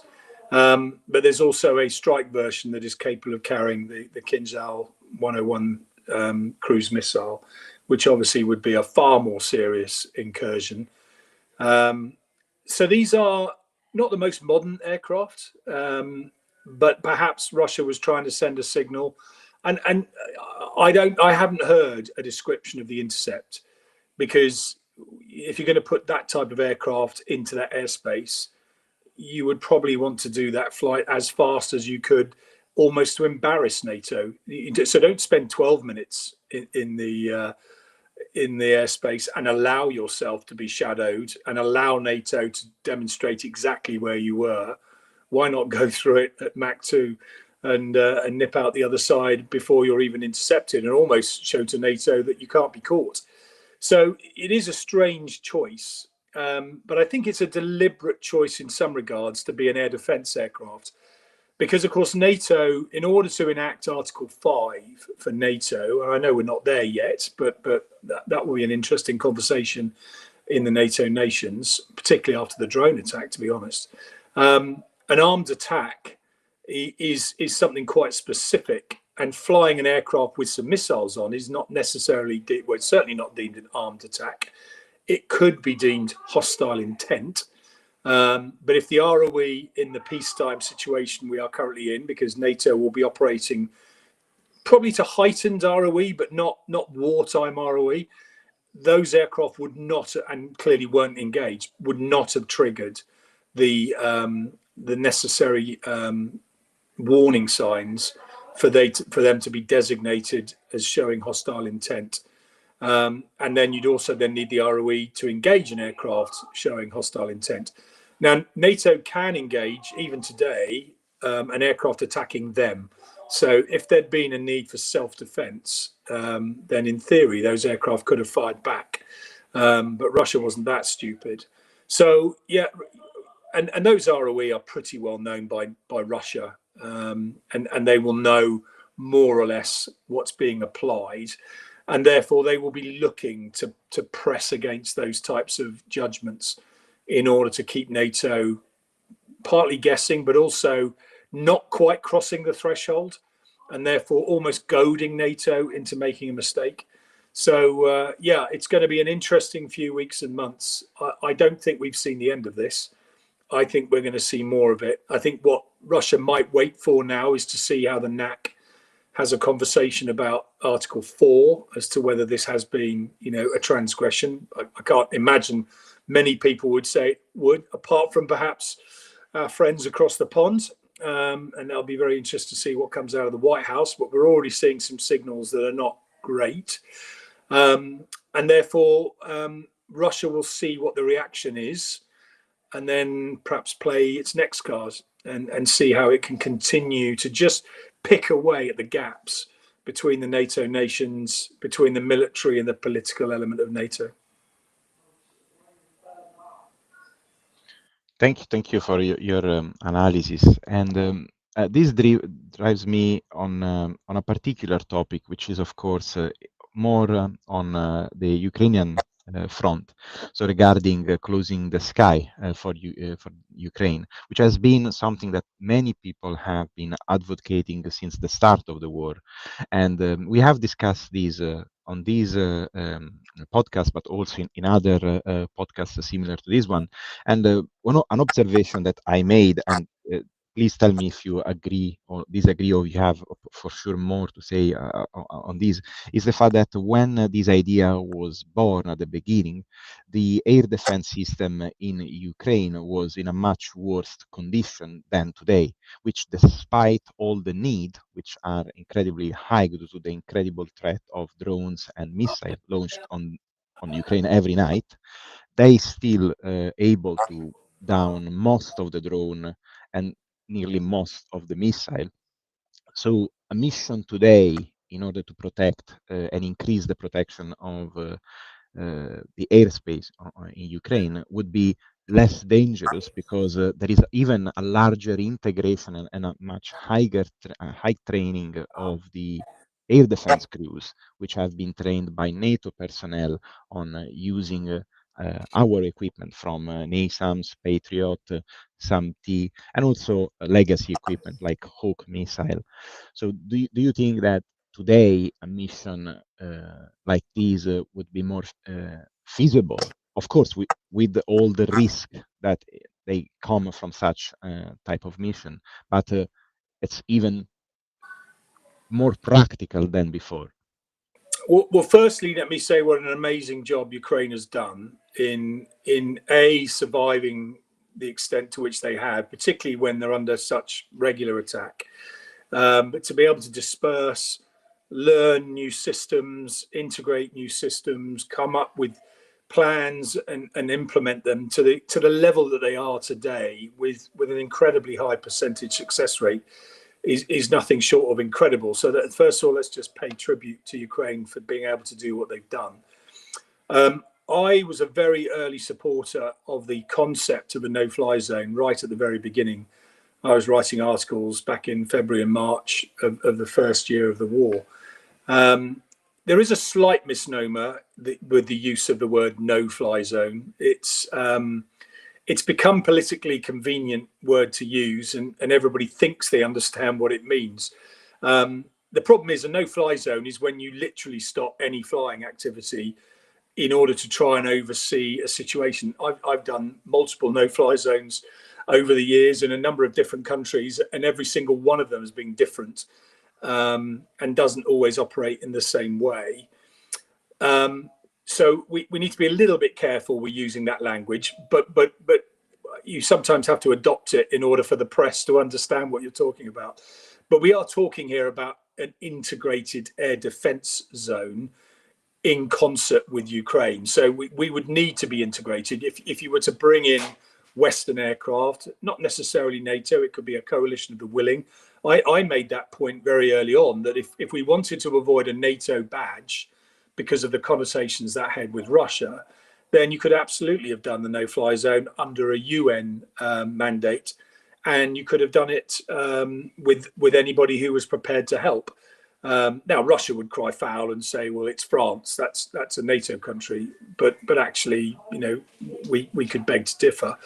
And I've done a number of no-fly zones over the years under a UN mandate rather than a NATO mandate, so that's not unusual. But you're absolutely right to pick up the point that had it been done at the very beginning, and I think many of us were fearful for Ukraine because we thought that their lack of air power was ultimately going to hurt them in those first few weeks and months, and that Russia's overwhelming air power should have caused far greater damage and potentially allowed Russia to take territory far faster and far further than it did. So we were all slightly caught off guard about how badly Russia prosecuted the early campaign, and perhaps how well Ukraine prosecuted theirs. So to a large degree, the initial reason for that no-fly zone went away because actually there wasn't air superiority on the Russian side, and therefore Ukraine was able to hold its own. We didn't see manned flight coming deep into Ukraine as far as we might have expected it to. And it's hard to know why Russia didn't do that, whether they were fearful, whether they didn't believe they needed to do it, I don't know. But I think one of the lessons when this war finally ends will be, why was Russian air power so ineffective? And not just in the air, but also on the ground, because one of the reasons a lot of people were saying the West can't possibly put a no-fly zone into Ukraine is because they'll be engaged by S-300, S-400s outside Ukrainian borders. And in accordance with our doctrine, we'll then need to attack these missile sites. And that will then pit us in a direct confrontation with Russia. All of those arguments were valid, but of course, as we've all found out now, those S-300s, 400s haven't necessarily been as effective as we thought. And of course, they have been vulnerable to asymmetric attacks, as we've seen regularly. So that was the history of it at the very beginning. We're absolutely in a different phase now, because Ukraine now has a very effective way of dealing with a large proportion of the missile and drone attacks that come on a nightly basis. And therefore, how much more effort the West could provide is perhaps an interesting discussion, because you could argue that Ukraine is more effective than taking out drones than NATO is. And certainly that was proven potentially in Poland the other week. I see it now in a very different context. And actually, I signed up to something last year called Sky Shield, which was effectively an integrated air defense zone in the west of Ukraine. And the beauty of that model was it kept you away from a direct confrontation with Russian aircraft. It kept you away from the majority of Russian air defense systems on the ground in Russia, or even Belarus for that matter, and therefore allowed you to do that, from a relatively safe position, but you could have also launched those missions from airfields within NATO. You would not have had to base yourself in Ukraine. And it could have allowed Ukrainian effort then to focus more to the east of Ukraine. So if you like, a sort of burden sharing rather than a total takeover. In the last 2 weeks, I'm even more a fan of this model, because I think that's the way that NATO defends against these drone incursions, because it is pretty untenable to be flying combat air patrols in Poland, which is what we're doing today, watching these drones come in, shadowing them back out, only to then allow them to strike targets in Ukraine, if that's what Russia does. And therefore bringing those caps into the west of Ukraine now allows you, to have a forward presence to see the drones early, but also allows you to engage them far quicker than they are coming into Polish airspace, but also then stops them attacking Ukrainian targets if that's their ultimate endpoint. So if you like, the whole no-fly zone concept has changed with its reasoning why you want it over the last 3 years. And you could almost write a book on how those circumstances have changed. But I now think there's as strong a reason now to have it in order to have a forward defense line as there has ever been. I have a short follow-up on this because I think it's a very interesting subject. If you could highlight a little bit about the technical solutions that would have to be implemented and the coordination with the Ukrainian air defense. We see now a massive amount of improvised or not so improvised anymore, because they're heavily integrated into Ukrainian air defense forces, gun-based systems, blasting essentially hundreds of thousands of lead bullets into the skies. How should this be planned? Do you need to establish responsibility zones where you don't cross into each other's zones, etc.? And in the combination with ground-based air defenses, of course, this, I guess, has a lot of challenges that needs to be solved. Yes, so if you're talking about just within Ukraine, you would absolutely need to delineate and procedurally protect each area of responsibility. And you do that via a number of ways. You can either do that very responsively. So you can literally have it being controlled by an air defense commander who is literally saying, let the guns go hot, now let the guns go cold, let the aircraft go in. So you can literally mix and match depending on what's best placed to intercept. But when you're dealing with hundreds of drones at different speeds, altitudes, and you're over such a large area, that is quite hard to do. So the simpler way to do it is you basically delineate the airspace. So you give sectors or zones to various systems, and you basically tell the aircraft, do not go here. If you do go here, do not go below 20,000 feet, or whatever figure you pick. So you start to come up with a system of dissecting the airspace. And these were things that we learned in the Cold War, that we had very, very well-worked procedures in NATO as to how you would do that and how you would have safe routes, safe zones, safe procedures. So we'd need to have all of that in place, and the Western aircraft would need to be part and parcel of that solution. So, and it may be as simple as drawing a line down the middle of the country, but actually, I don't think it will be that simple. I think you will still, and Ukraine will still want, systems on the ground in order to defend their cities and various vulnerable points, whether that be power stations or the like. So yes, it would have to be an extremely sophisticated, integrated plan for which the NATO aircraft would have to be fully part of in order to work. And we've seen a number of incidents in Ukraine where Ukrainian aircraft have been shot down, what sounds like friendly fire. And therefore, we know when it doesn't work. And we've seen plenty of examples of blue on blue in past wars. So yeah, it would be quite complex to do. But Ukraine is probably pretty good at it right now, and therefore it would be NATO integrating into the Ukraine plan, not NATO imposing a NATO plan that Ukraine then has to shuffle and move around. I think we'd have to respect the fact that Ukraine are the masters of this, and more importantly, it's their country, not ours. And in addition to that, do you think that a certain presence on the ground is required from the countries participating in this? Yeah, this is where it gets tricky, because at what point can you demonstrate that you're on a purely defensive mission when you're on the ground, sat in the headquarters of the Ukrainian Armed Forces, which 1 minute is doing air defense and the next minute is ordering strike attacks into Russia? And of course, Russia would absolutely try and play on that, and would obviously try and state that NATO was therefore engaged and had effectively attacked Russia. So it's difficult, and I think it would be impossible to do without some people on the ground. You'd need some sort of liaison element to ensure that all the messages and the communications were being passed. But in theory, a lot of this can be done remotely. I don't know how many of you are familiar, many of you will be, with what the NATO call the Air Tasking Order. The Air Tasking Order is an incredibly detailed plan that comes out every day that specifies who's where, who can fly where, what call signs, what heights, what altitudes, what zones, who has responsibility, what the procedures are, what the code words are. So you can do this without having to sit next to the person. You can absolutely do this remotely.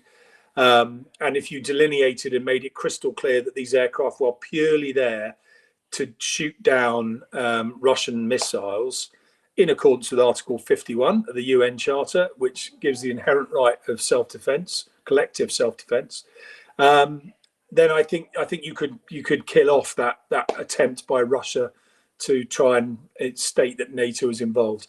But if it is in the west of the country, then you could absolutely fly those missions from NATO bases, and therefore not make them party, shall we say, to some of the attacks on the ground. I mean, the UK Typhoons just yesterday flew a combat air patrol in Poland, but flew from the UK and landed back in the UK. So it is possible. I mean, it's a bit more fatiguing, and it uses up a bit more petrol. But aeroplanes these days, pilots are now used to 6 to 8 hour missions. It's becoming the norm. And then on the positive by-effect that this has on the Ukrainian air defense and air force, I guess that is also worth highlighting, because you have an incredible strain on their air force and on their ground-based air defenses. A lot of these pilots that also fly F-16s or Mirages have very limited training, and I know for a fact that they would like to have more training, even the ones that are flying actively in Ukraine. But they don't have the possibility to do it because they can't spare the pilots. Yeah, you bring up two really good points, and I've made those in the past as well. This is not just about shooting down some drones or missiles. It has two benefits, and you've covered both of them. One is obviously that's a morale boost to Ukraine. To see Western aircraft now over the western half or wherever they're going to go of Ukraine, helping out in that defensive posture, has got to be a positive, particularly after, let's be honest, 3 years of somewhat slow and sometimes ponderous response. To actually see Western aircraft engaged overhead taking some risk, not too much, but some risk, I think would be a real boost to Ukraine, and they would see it as a really positive step in terms of their support. And you're absolutely right that, we need to be thinking beyond the end of the war here. At some point, heaven forbid, this war will end, and Ukraine will be an important part of the defense of Ukraine when that peace is settled. And the more we can do now to help them train and understand some of the more sophisticated ways of employing aircraft, then I think that's also a very positive thing. We've got to grow a Ukrainian Air Force here in a war. And whilst we did that in the Second World War, training Spitfire pilots on 12 hours on aeroplanes, that's not the way it works anymore. These aeroplanes are a lot more complex. And they haven't got the time to go away and do a peacetime exercise in America or the UK. They're learning on the job. And therefore, we can help them learn on the job by being there alongside them and swapping tactics, debriefing, discussing, and helping them learn. So I would see it as future-proofing a stronger Ukrainian Air Force downstream. I mean, it's almost unbelievable that they've done what they've done. To be now flying F-16s, Mirage 2000s, and whatever else might come next, whilst in contact, is nothing short of miraculous. So yeah, there are much more benefits to this model than just providing some extra air defense. Yeah, thank you. Yeah, I have a question which I don't want to say that is controversial, but probably is interesting at least to ask and to analyze.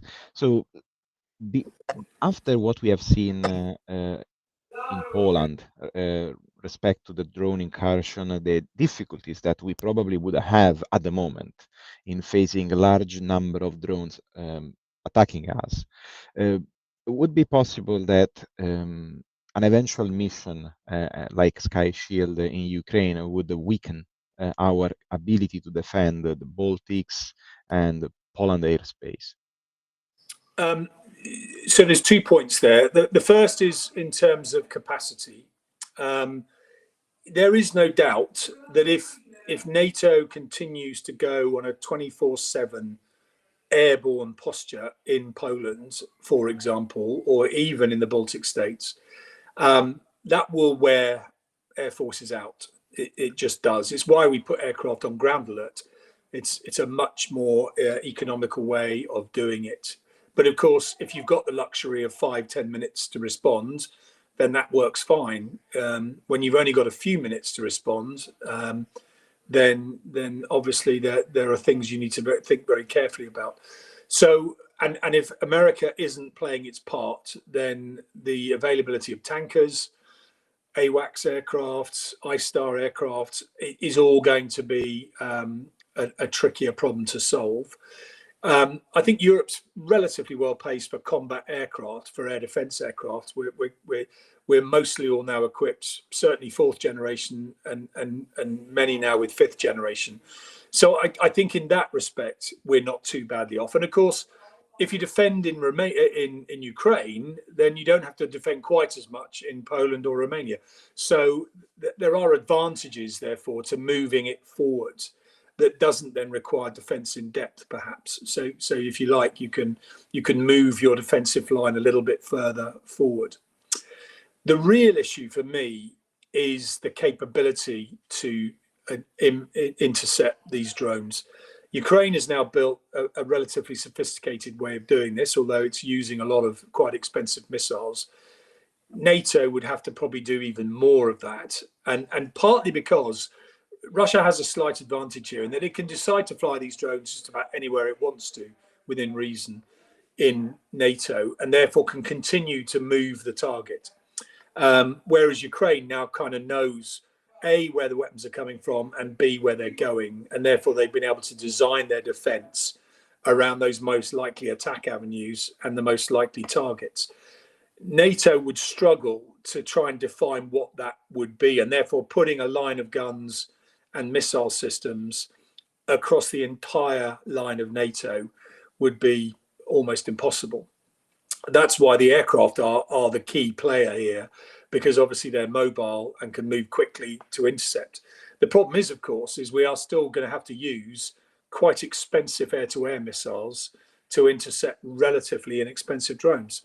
And therefore, the quicker NATO can find some cheaper solutions for that, the quicker the problem becomes. Because if Russia sends over 30 drones tomorrow and 30 drones are vaporized within seconds of crossing the border, even Putin might get bored of doing that. So we need to find some solutions here that allow us to neutralize this threat far more effectively than perhaps we can today. Yeah, I totally agree. And we have been covering, for example, since you probably remember when was winter 2023, when there was this very large strike of cruise and ballistic missile. So the Shahed drones were just not even arrived, I think, and there was these massive strikes every day of roughly 99, 105 missile on Ukraine, which was essentially destroying all the power infrastructure. But then we noticed that the number of missiles used was fading away very quickly because missiles are an expensive and very complex system to be built. And then we have seen the appearance of the Shahed, which are cheaper, easy to build. They require very little component from other countries which are not Russia. So one of the things that probably has changed is the fact that we will see more and more low-cost munition that can be used just to saturate the air defense of your adversary in order then to launch those few very high-quality missile or weapon systems that are able to hit a specific target. Because even in the last few strikes on Ukraine, the last few days, we have seen that probably there were around 10 real missile. So the amount of missile launched is declined a lot. And I think this is also a strategy mostly pointed at trying to attire as much air defense as possible in order to have a chance to go over with a high value missile. And of course, as you properly said, at the moment, Europe and NATO in general is not designed to repel this type of threat. And regarding the Shahed, we have seen, I think, 2 F-16 have been unfortunately lost with and I think at least one lost also the pilot in trying to take down the Shahed with the gun of the aircraft because when the explosion occur, all these debris invest the airplane, and then you can have a problem with your engine and you can lose the control. So, of course, as you said, we still need a low-cost missile that can take down a low-cost munition in order. Yeah, that's if you look at this, is a hell because it's very difficult to cope with a traditional air defense. And I think this is going to be for us a lesson learned. And what do you think about all of these?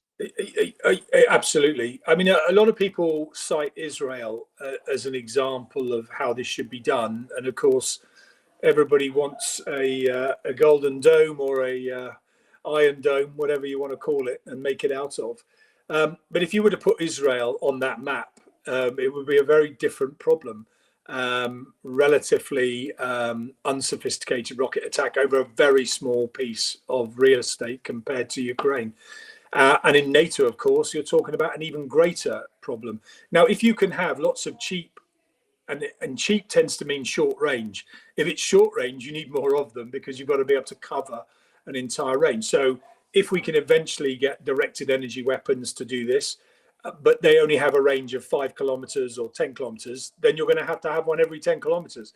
And that's an awful lot of directed energy weapons with all the problems that would bring. So, yeah, this is a conundrum. I mean, a lot of people think drones are the future of warfare. I am a bit more skeptical than that. They are clearly a major factor now. In all sorts of ways. But if we can find a cheap way of defeating them, whether that be electronically or physically, then that completely changes the dynamic. And then the drone has to become more sophisticated, fly faster, fly higher, maneuver, carry countermeasures. Now they get rather expensive, and now they can't fire as many. So this is a game that is yet to fully play out. I think we're seeing a drones arm race happen in front of our very eyes. And what we will begin to see is, if we can see countermeasures come to play more quickly, I think we will see that shift, perhaps going more in the advantage of the defender than the attacker. But right now, it is possible to fire 100 a night and continue to do that night after night after night, and that is difficult to contend with. And although Ukraine have done a great job in finding a way, NATO would have to step up very fast in order to respond. But let's just say one thing here. If Russia begins to attack NATO as it currently attacks Ukraine, that is an Article 5. And in that case, you don't try and shoot down the drones. You shoot down the drone factory and everything else in between. So, I mean, that is a full confrontation with Russia. And we need to make that crystal clear. And Russia needs to understand where those red lines are. Because what we don't want to be getting into is a counter drone war with Russia for the next 3-4 years. We will end up exactly where Ukraine is now. And that's why the lessons of Ukraine are, that is exactly how you don't want to fight a war. A lot of people think it's the way we should now fight. I would argue the opposite. And that's why we have, at least here on this channel, been voicing the term escalate to de-escalate, and finding that balance on how to do that in the right manner, so that we won't need to spend as much money and resources, and hopefully not lives, in the future. Finding that balance is difficult. How do you think we can do this? Is the Sky Shield or being a little bit more aggressive towards Russian incursions one of the answers to this question? Yeah, it isn't just about tit for tat. It is not. I know that's a British phrase, but it is not about just replicating what Russia does. In many ways, that plays to Putin's hand, and at the moment we are responding to him. We need to completely change the calculus, and that's why putting aircraft into the west of Ukraine, as an example, and threatening effectively joining NATO, because to all intents and purposes it would be part of the NATO air defense system. You then put pressure back on Putin and going, shit, I sent 19 drones and now NATO's moved another 100 miles to the east, effectively. Now he will say all sorts of things, of course he will, but I think we need to keep moving the goalposts against him, not just responding to what he does. And whether that is sanctions, whether that is permissions on deeper strike weapons, I mean, you could argue that boat sailed a long time ago, and Ukraine have now figured out how to do it for themselves. But we should have been applying those types of pressures, I think. And I'm not going to make a political point here about America, and we can all sit here probably and criticize Donald Trump's position. But the Biden administration was slow as well. We've had so many red lines. We won't give you this weapon. We won't give you that weapon. We'll give you that weapon, but you can't do this with it. We've been doing that for the last 3 years. And so we could have done so many things to punish Putin's actions, and we keep missing the opportunity. Now, Europe, it looks like, is now about to effectively find a way to spend Russian money on behalf of Ukraine, and that will be painful. I think Putin was hoping that one day he might see that money come back his way.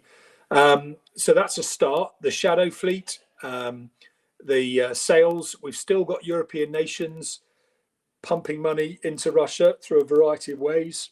We've still got exports going through, shall we say, nations friendly to Russia, that might not stay in those nations. So there's plenty more that can be done here. That doesn't just have to be a military act. And I don't know if you guys use this phrase, but people talk about the grey zone, the undersea cables, the DHL attacks, the drones, the GPS jamming. We need to stop allowing Putin to colour this grey. We need to now draw some lines and make it black and white. And then we make it crystal clear what the punishment is if he crosses that line.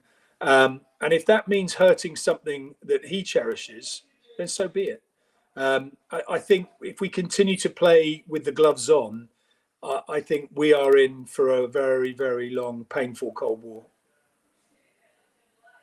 Yeah, thank you for these last few words, because I think we have been covering and also advocating for trying to put color on this gray zone for a long time.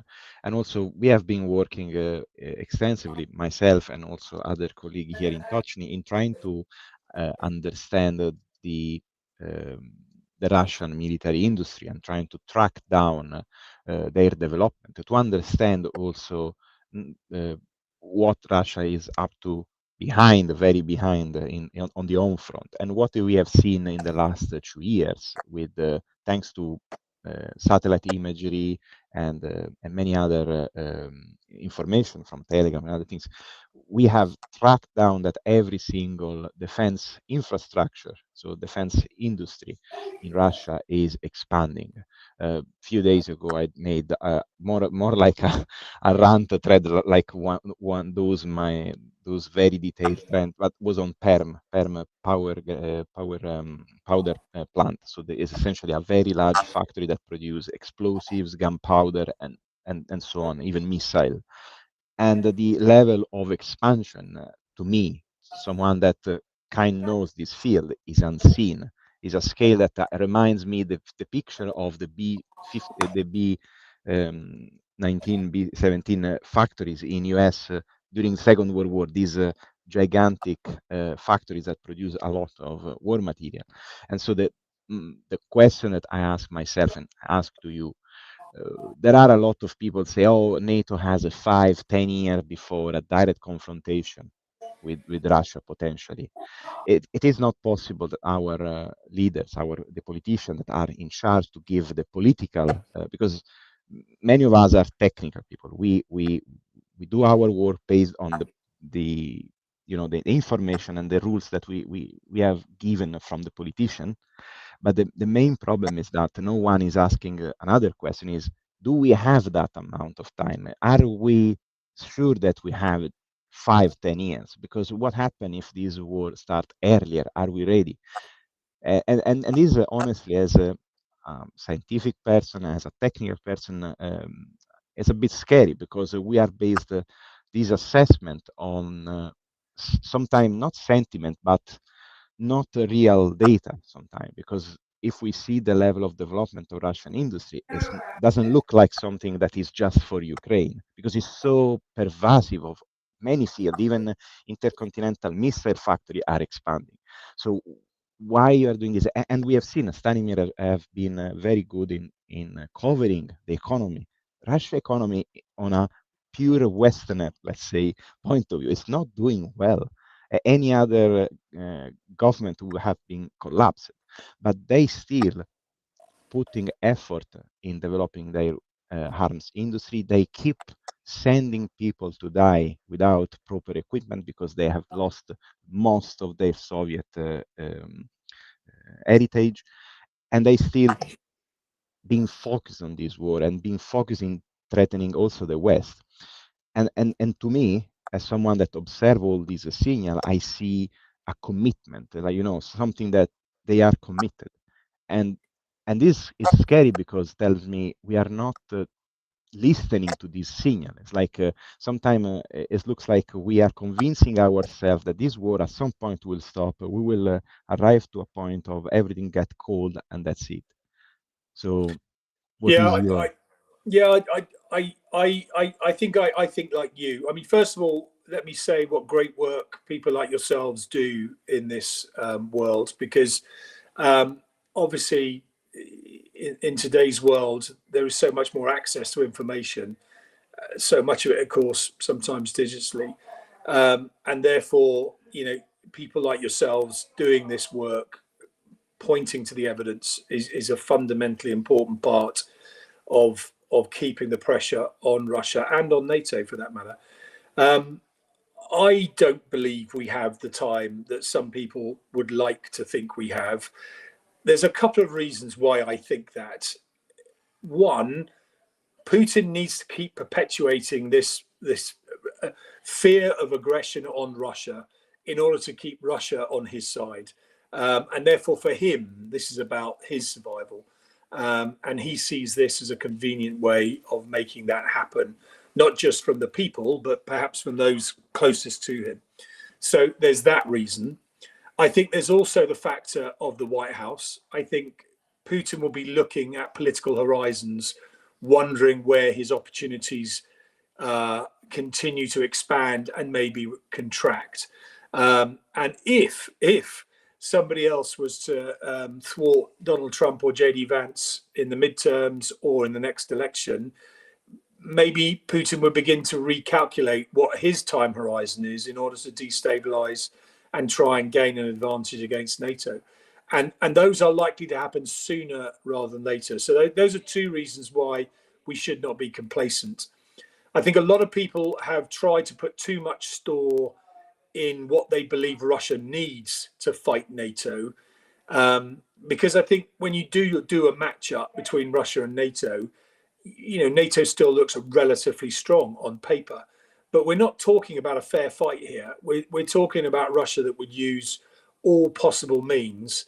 And whilst he can do that with the Russian population, I'm not so certain that European political parties and leaders will have quite such freedoms with their own people and democratic process. So Putin will try and take on an unfair fight, because I think he thinks he has an advantage in the way that he can play against democracies. And therefore, we should not sit down and just do a paper exercise into when Russia has enough to fight NATO. There's another reason why it's quite convenient for Western nations to believe it's a 5-10 year planning horizon, is most nations in Europe have underspent on defence over the last 2 decades. They won't admit this, but they know that that's going to take quite some time to recover. Now, yes, they've made all sorts of promises about 5%, but if they get to 5% as fast as they got to 2%, then we're in for a long wait. But we also know that the economies of many of these countries are not in a great state. So to accelerate that spending would not be useful for them politically, because they would then not be able to spend it on the things that the current electorate care about. And I think there is a change. I think that we are now seeing more people take notice of Russia and the threat, but people still vote over things like the economy, healthcare, salaries, jobs, etc. So it is a political convenience for many political parties to make this a 5 to 10 year problem, because that's an easier one to spend against than a 4-year problem. So I think I'm agreeing with you, and I think I'm trying to give you the reasons why people come to the conclusions they do. They may not, however, be what actually happens, and I don't think we need to be overly rational here. We're not in a rational space anymore, and therefore we do need to think the worst case scenarios, and the worst case scenario is something happens sooner, and as evidenced by drones and MiG-31s. Thank you very much for your brilliant answer, and I think we are ready to go to the Q&A. Erlend, I pass to you. Yeah. Thank you. Thank you so much, Greg. This has been so far an absolutely amazing conversation, and I see there's a lot of engagement in chat, and I understand that we're not going to be able to answer all the questions, but thank you all for submitting. I've chosen 3 questions for now, and then we'll see. So I'll go ahead with the first one. It is safe to say Russian provocations are going to keep escalating, in large part because we have failed to address Russian drones when we should have. Russian provocations often follows Lenin. You probe with bayonets. If you find mush, you push. If you find steel, you withdraw. How do we provide the steel that allows Russia to understand this steel without an over-the-top response from Russia, because we have not addressed the issue when we should have? I'll try and give short answers so that as many questions can be given as possible. I mean, firstly, allegedly, Lenin didn't actually say that. I've got quite a few learned friends who've studied Russian history, but let's use it anyway, because it does feel like that's what they're doing. It's not a bad way of describing the way Russia behaves, even in the battlefront. I go back to my point. I think we need to stop allowing this grey zone war to keep progressing. We need to stand our ground, decide what the red lines are, and stick to them, and tell Russia what they are. And we've not done it. We've not done it with the invasion of Ukraine. We've not done it with the taking of Crimea. We've not done it with various attacks on different things, whether it be nuclear power stations. We've not done it with drone attacks or incursions. We need to draw a line. And when that line is crossed, we need to do something about it. Simple as that. Yeah, thank you so much. Question 2, Trent asks, does the VKS choice of the MiG-31 indicate a kinematic shortfall in the F-35/AIM-120 combination compared to the F-22/Typhoon/F-15 and AIM-120 combo? We could get into some very, very detailed conversations here about tactics and air-to-air missile engagements. I am not concerned about the ability of an F-35 to shoot down a MiG-31. I'm just not. I would put a NATO pilot up against a Russian pilot every day of the week. They are not as practiced, they are not as exercised, and they don't get as much training. And based on our observation of some Russian equipment, I'm not sure that much of it would work anyway. And of course, if you're firing a missile head on, if you come at it faster, you just die quicker. I think some people are talking about the ability of a MiG-31 to turn away from a missile and outrun it. Well, yes, they could do that if they turn early enough. But there are some other things on the F-35 that I'm not going to talk about that may not allow these MiG-31s quite the situational awareness they would like to have, shall we say. So I am confident. Now, we're talking about air policing in Estonia at the moment. So it's likely to be a shadow where you literally come alongside. And if somebody wants to do something stupid, then no one's going to get away from anybody at that point. But if we were talking about launching to intercept an aircraft encroaching into the airspace, I am highly confident that the NATO aircraft will come out on top. Great. Question 3 from Thierry. What is the difference with the incursion into Turkey years ago when the Russian plane was destroyed after just a few seconds? If you, yeah, I remember it well. I mean, I think there was a couple of incidents, and even one of those had a number of incursions prior to it. I've heard a variety of different, and I was running UK operations. We had aircraft in Syria at that time, which was a bizarre situation. You had coalition of the willing flying in Syria, with Russian aircraft in Syria, and then with Turkey defending the Turkish border. And so it was a rather complicated world. Russia actually had a hotline. They could pick up the phone to the KAOK, where the Western aircraft were being operated from if there was an incident.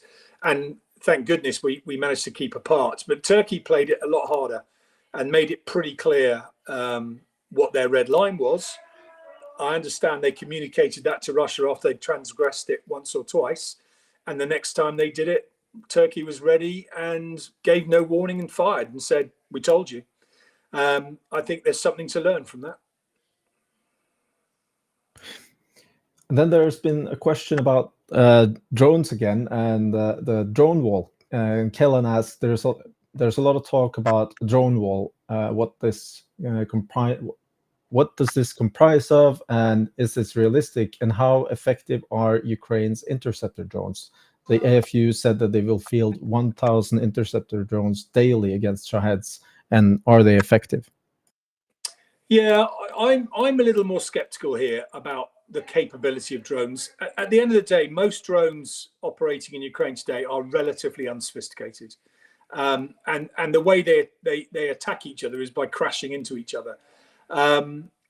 It's like watching the development of air power in 1914, literally in front of your very eyes. So we're still very, very early days here for having the type of capability that you get in a modern aircraft.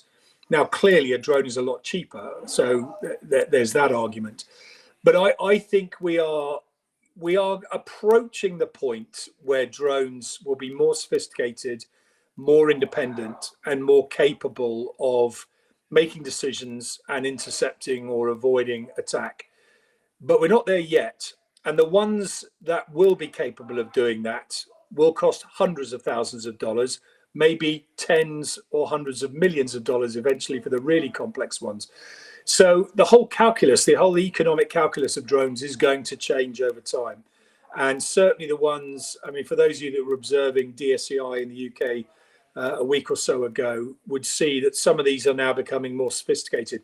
Now, whether that's the right answer, or if I have 10 cheap drones and one of them works, that's okay if they're $100 each.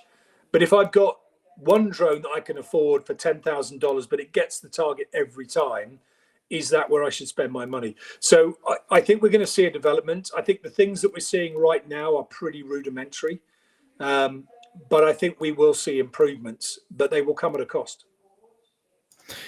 Yeah, thank you. And then I'll transition to a little bit of a different topic, but still on the drones. Why aren't NATO air forces pushing for hardened aircraft shelters, given Ukraine's Operation Spider Web and earlier A-50 AWACS plane drone strikes? I mean, this is a little bit of a different topic, but where I think actually drone counter-UAS systems is a lot more interesting for us. So when I was a base commander in the UK, and all of my flying career prior to that had been from hardened aircraft shelters, every day I taxied out of a hardened shelter. And at Marham, which was my base, I would say I made sure that we spent money on keeping the hardened shelters up to scratch, and they're still there today. Now, because of convenience, a lot of people now operate off lines, because in peacetime that's a more effective and cheaper way to operate. You need less ground crew, so you can save money, which is something we've done too much of, perhaps. I was in Crete on holiday. I flew back yesterday, and as I sat there at the airport in Chania, looking over the runway, I could see dozens of hardened shelters. So NATO has the wherewithal to recover this. I think it needs to be doing that with some urgency, and we need to be getting used to operating like we used to back in the 80s and 90s, because you're right, that threat is going to come from drones, and those drones may not come from 1,000 miles away. They may come from a container over the fence, as we've seen. So yeah, I think NATO does still have those hardened shelters. Some of them have been got rid of. Some of the airports that we used to have them at have been got rid of, but we need to get back to that world quite quickly, or come up with other means to defend these aircraft from the drone attack. I think that was most of the questions. If anyone in the panel has any follow-up questions, I'll be happy to field them if Greg is with us still. In the meantime, do you have any final thoughts that you want to convey? This has been a really, I mean, it's always nice talking to people who are either like-minded. I don't know if you're all like-minded. Some of you will have disagreed with what I've said, but people that care and genuinely look at these problems factually and with a dispassionate eye. It's rather reassuring and quite cathartic to do that in these types of forums. As you all know, for those of you that inhabit Twitter, I still call it that, or other social media, that is not quite so satisfying. But I think we all play an important role in trying to keep the truth out there. It would be useful if some of our other NATO nations did the same thing. But yeah, I applaud all of you for what you do. Keep doing it. Yeah, thank you so much. We you know, this whole platform was created specifically for that reason. We try to get the truth out with factual based and expert analysis, and you've just contributed with a very big contribution to what we're doing. So thank you. And if you ever want to come online on our live and just shout out your opinion, you're welcome to come back at any time. Good stuff. Well, you know where I am. You can find me on Twitter. We call it Twitter too here. Yeah, good. Yeah, I'm so used to. Yeah, me too. I tried Blue Sky, but there's nobody there. Well, there's nobody to argue with anyway. Yeah, that's the problem. We're there. I'm trying to put out some information there. There's some of the people that deleted Twitter that I feel that we have to keep them updated as well. So try and be there, but it's difficult. Yeah, I agree. I mean, mostly people on there are quite polite and nice, and most of them agree, which is good. But yeah, I feel that the fight is on Twitter, so I'm going to stay in the fight. Okay. Well, thank you so much, you. Greg. Thank you. It's been really an honor to have you on, and you're welcome back at any time. I thoroughly enjoyed it. All the best. Good night.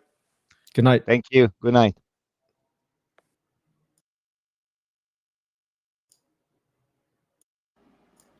What a live. I thank you to everyone. Yeah, thanks. I guess it's time for my outro where I thank everybody. Thanks to me. It's a weird way to start. Thanks, of course, to our illustrious panel. Always appreciate you guys coming in, giving all your incredible insights. I think it was there's a lot of news to cover this week. I think we did a good job. We had to cover so much, and we did a good job. So thanks. And then, of course, thank you so much to our guest. It was really great having Mr. Bagwell on. It was really, he had some really interesting insights. So I hope, chat, you got all your good questions in. Really appreciated your questions. It was really nice. I think he appreciated them as well. And yeah, thanks to, of course, anyone who is watching the stream after the fact. We know not everyone can make it to the live, so we hope you enjoy it too. And yeah, we'll go ahead and wrap up here. If you guys want to hear more about us, you can always go to our website, tochnyi.info. We have lots of articles and maps and such there. So feel free to check it out. And yeah, if you could, just hit that like button and subscribe, because we got lots of great interviews and other types of analysis coming up. So stay tuned. Thanks again, and we'll see everyone next Sunday, 2100 Kyiv time. Slava Ukraini. Heroim Slava. Heroim Slava. On behalf of the brave.